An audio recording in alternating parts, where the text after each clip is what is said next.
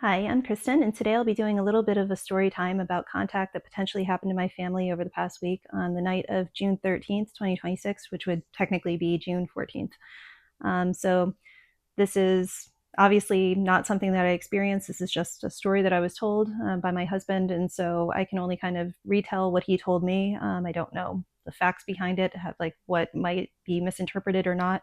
But I thought that what he kind of mentioned happening was so substantial that I wanted to talk about it here, and also because this was happening like technically on the very early morning hours of June 14th, and my son had grid marks appear on his backside on June 9th. The fact that there was just so much contact, physical contact happening this past week, I really wanted to talk about this. So story starts with my husband and my brother went down to Connecticut to pack up my elderly mother's house for sale.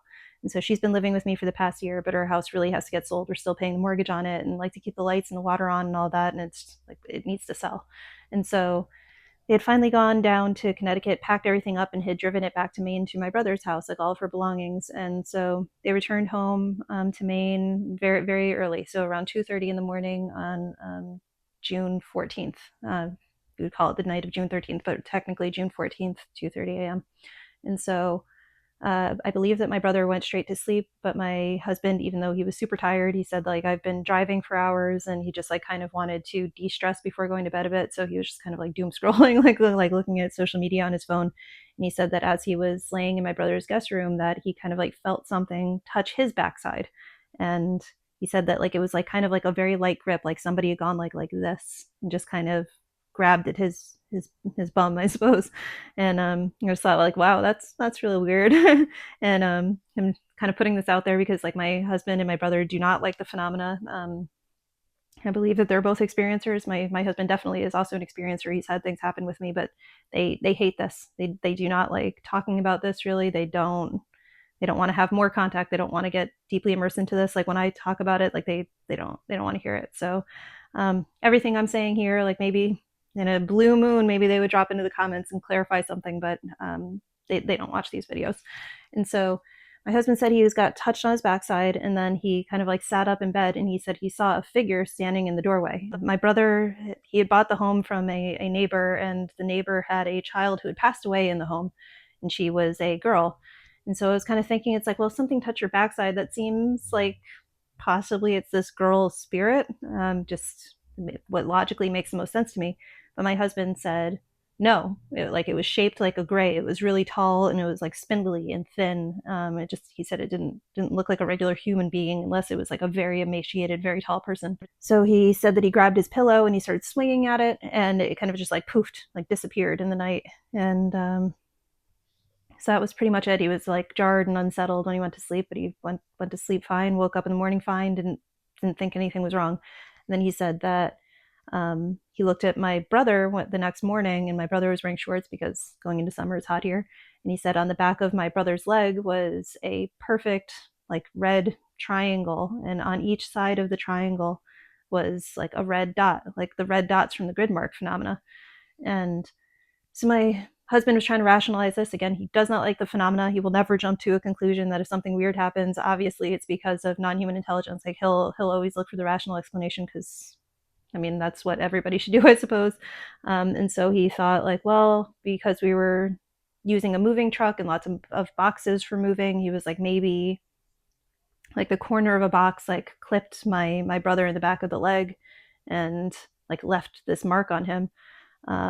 It's like again, if you think of the top corner of a box pressing hard into your leg, it would leave a triangle indent. And so he was thinking like, well, that would make sense if there wasn't a perfect like dark pink reddish dot like perfectly aligned on every single side of this triangle on his leg. And so my husband asked my brother, he was like, oh, can you take a picture of that and send it to Kristen? And he said like, no, absolutely not. Like, I already know what she's going to say. Like he knew I was going to say like, oh, that's probably from like some kind of contact event. Um, and so, yeah, he is very opposed to all of this, and even considering the idea that he has been physically in the presence of one of these beings, even though he's seen orbs, but different story for a different day. So he kind of brushed it off and was like saying like, no, I'm not going to think about it, and it's not associated with anything. And then where the story takes its really weird turn is that, again, my brother bought his home from a neighbor, and so the neighbor came over to kind of, I think, like help unpack the truck next morning, and so the neighbor kind of mentioned to my brother and my husband, like, did something happen in your house around 3 a.m.? And like my brother is saying, like, no, absolutely not. but my husband is saying, it's like, maybe, like, why are you asking?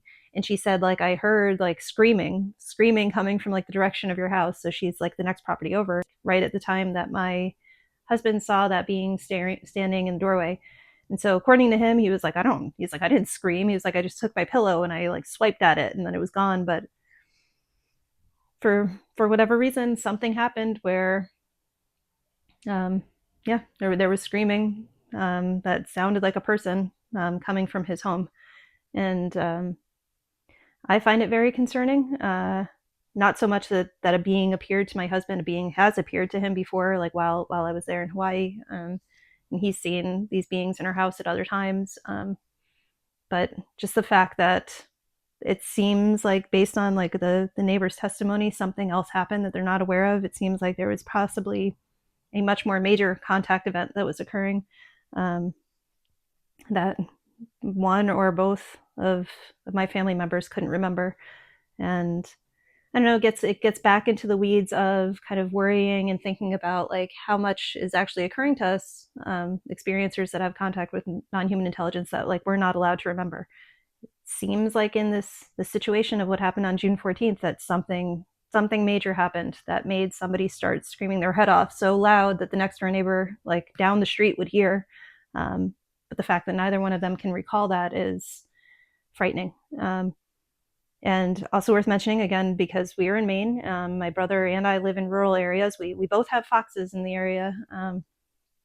You could think that like, oh, well, maybe it's just a fox or some other type of like woodland animal that like when they're calling to each other, it can sound like human screaming. But again, all of us are familiar with fox sounds and the sounds of like just woodland animals. And so we can clearly tell the difference between like what's more like a womanly screeching scream coming from an animal versus what the neighbor thought was screaming out in the night. I find it upsetting for them, for whoever ended up having something happen.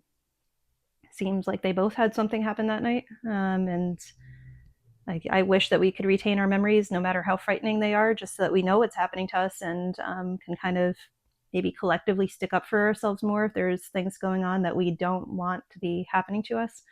But for as it stands right now, it's just kind of like a spooky story that happened to my family, and maybe at some point their memories will unlock, and one of them or both of them will remember what happened. But as it stands now, it's just a weird mystery.